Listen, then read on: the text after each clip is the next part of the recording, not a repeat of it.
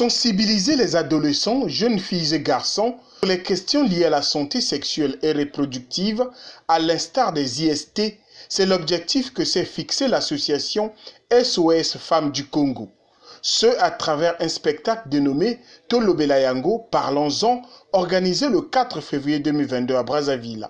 Par ce spectacle, cette association veut attirer l'attention des jeunes sur les grossesses non désirées ainsi que les dangers des avortements. Suite à nos nombreuses descentes sur le terrain, nous avons constaté que de nombreuses jeunes filles et femmes n'ont pas accès à l'information sur la santé sexuelle et reproductive, ce qui constitue la principale cause de grossesses non désirées et précoces au sein de nos communautés. Ce spectacle a pour objectif de sensibiliser les adolescents et jeunes sur les questions liées à la santé sexuelle et reproductive telles que l'hygiène menstruelle, la puberté, les infections sexuellement transmissibles, les grossesses précoces et les méthodes contraceptives, afin d'éviter les avortements clandestins qui peuvent avoir des conséquences dramatiques sur la santé des jeunes filles et dans le pire des cas, conduire à la mort. À la fin du spectacle, les jeunes n'ont pas manqué d'apprécier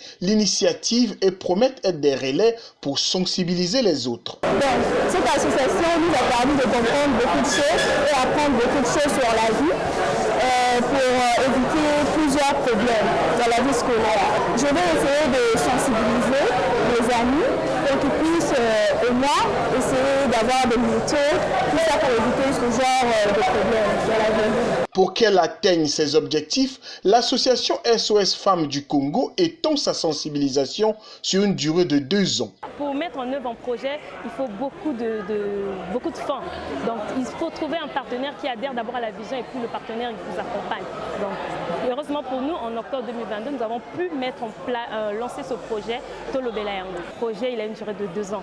Donc nous avons 2 ans pour sensibiliser les jeunes de différentes manières, que ce soit dans les écoles, dans les centres de santé, ce que nous faisons déjà d'ailleurs, et peut-être encore de développer des approches que nous n'avons pas encore mis en place. Aussi, l'artiste Waye Yongase, qui a presté à ce spectacle, souligne que les artistes ont un grand rôle à jouer dans l'éducation des masses. Je pense qu'en tant que personne influente aussi, il faut faire peser de son poids et accompagner les combats qui en valent vraiment la peine. Aujourd'hui, on parle de santé, on parle d'un sujet qui est très sensible parce qu'on sait comment est-ce qu'une grossesse est encore vue comme un tabou dans notre société. Et il faut prendre la parole parce que je trouve qu'on n'en parle pas assez dans la société, on n'en parle pas assez en famille. Et ça conduit malheureusement à certains incidents qui sont très tristes parce qu'on sait qu'aujourd'hui les avortements clandestins ont coûté la vie à tellement d'enfants. Et je pense que si aujourd'hui j'ai la possibilité à travers ma musique de sensibiliser, de rassembler les jeunes autour d'un message aussi important, je le fais. C'est alors dans cette dynamique que je me suis engagé pour accompagner l'association SOS Femmes du Congo.